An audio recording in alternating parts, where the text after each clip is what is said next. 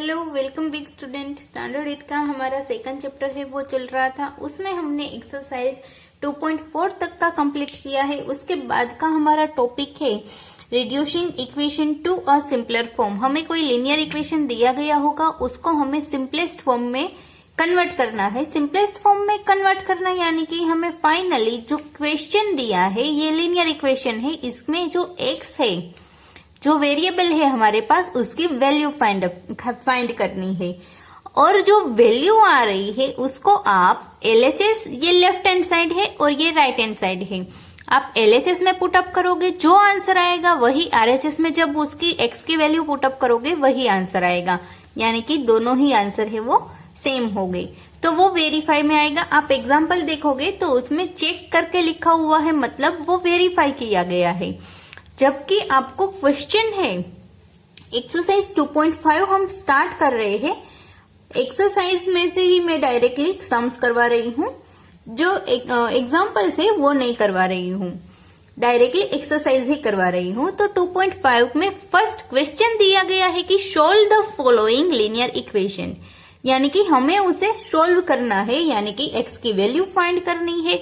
अगर साथ में आपको लिखा होता कि verify the answer, solve the following linear equation and verify the answer, then आपको जो एग्जाम्पल में चेक वाला लिखा हुआ है, जो पोर्शन है, वो आपको यहाँ पे लिखना है, वरना उसकी कोई जरूरत नहीं है। बस सिर्फ आपको जो वेरिएबल दिया गया है उस वेरिएबल की ही वैल्यू फाइंड अप करनी है।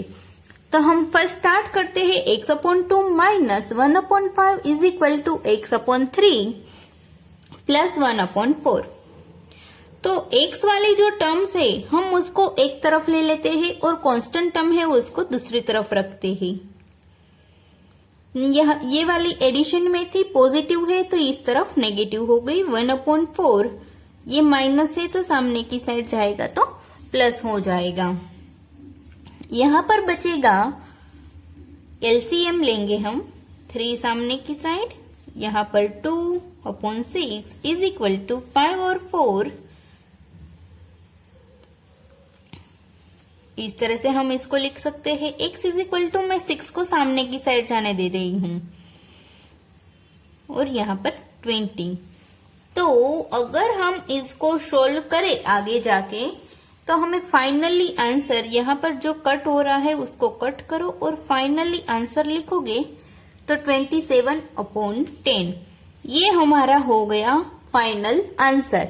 ये सम हमारा यहाँ पर कंप्लीट हो रहा है। अगर वेरीफाई लिखा है, वेरीफाई द आंसर, तभी ये वाला जो अब मैं कर रही हूँ वो हिस्सा तभी करना है, बस मैं आपको समझाने के लिए ही कर रही हूँ। उसमें आपको चेक करके लिखना है। पहले लिखेंगे LHS यानी कि लेफ्ट हैंड साइड, x की जगह पर ये वैल्यू पुटअप करोगे।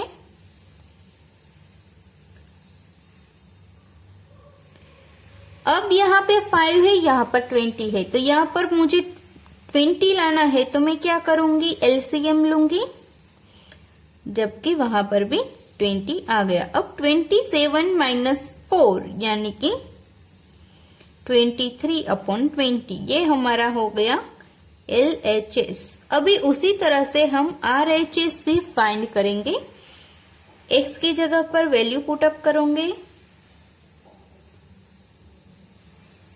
हाँ, यहाँ साथ में 3 है मल्टीप्लीकेशन में, ये वाला 3, 27 प्लस 1, यहाँ पर 30 हो गया, यहाँ पर है 4।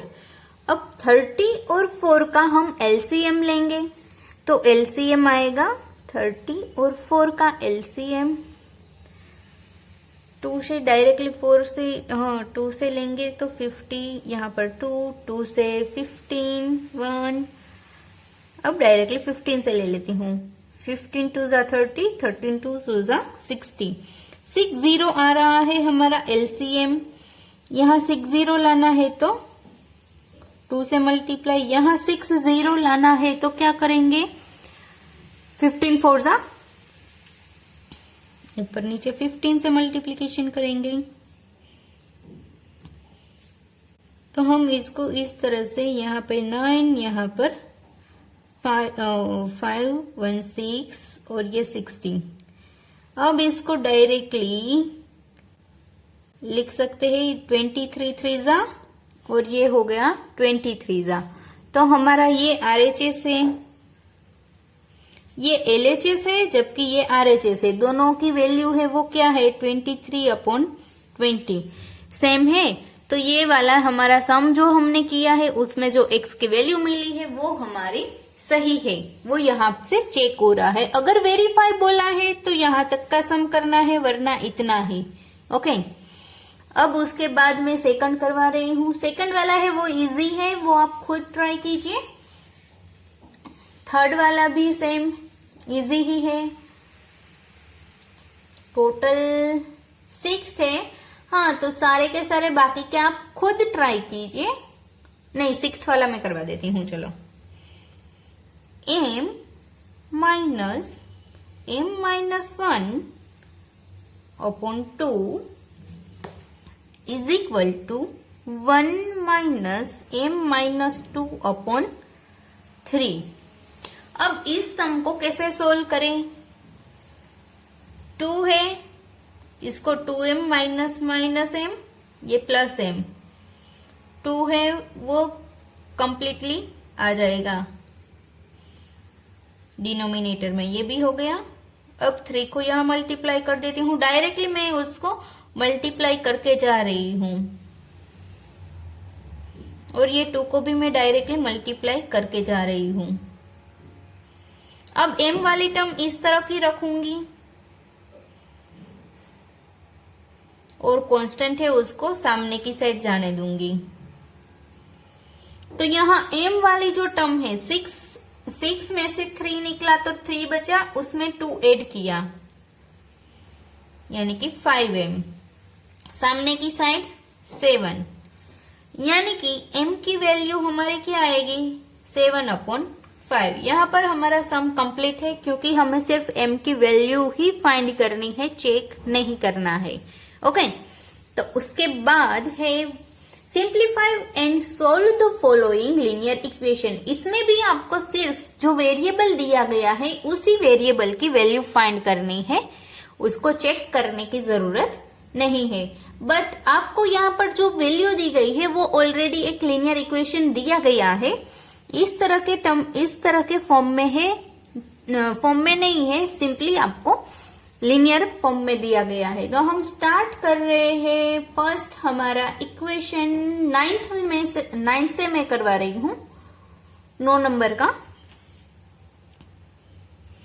तो आप क्वेश्चन देख सकते हो, 3 into 5z minus 7 minus 2 9z minus 11 is equal to 4 bracket minus 8z minus 13 minus 17।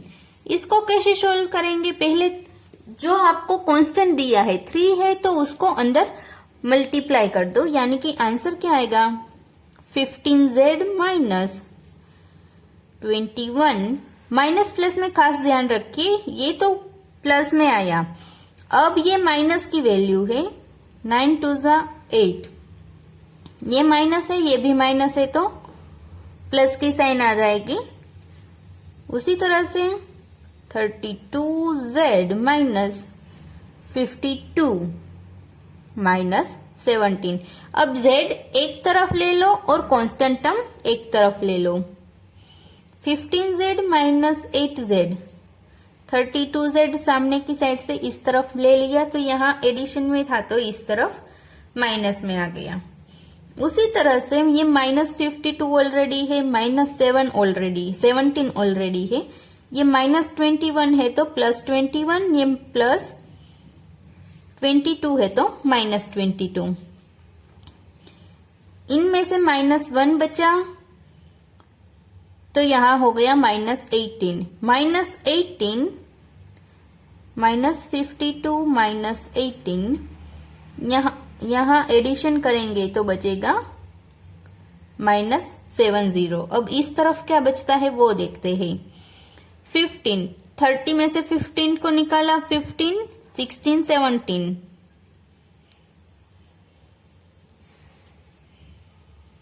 अब क्या बचेगा, इनमें से इसका एडिशन कीजिए, 17 में 8 ऐड कीजिए तो हमारा आंसर आता है वो है 35Z।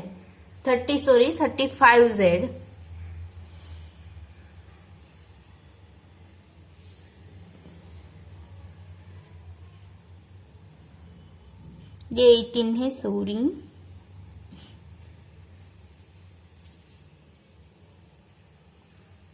तो हो गया हमारा ये 35Z।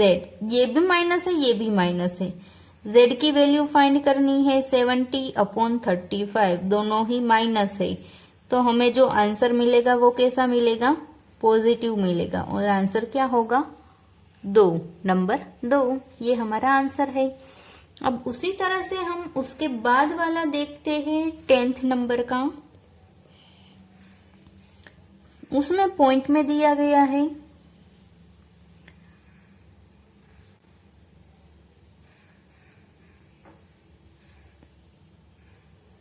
और जो वेरिएबल है ये यहाँ पर f है, उसको वेरिएबल के तौर पे लिया गया है। मैं इसको अंदर मल्टीप्लाई, 0.25 को 4 से मल्टीप्लाई करोगे तो 1 आएगा, इसको मल्टीप्लाई करोगे तो 0.75, इसको यहां मल्टीप्लाई करोगे, एक 0 यहां से पीछे जाने दो, यानी कि 0.5। उसी तरह से 9 5 45, 2 के छोड़कर पॉइंट, यानी कि 0.45। f को एक तरफ लेते हैं और दूसरी तरफ कांस्टेंट टर्म को हम रखते हैं।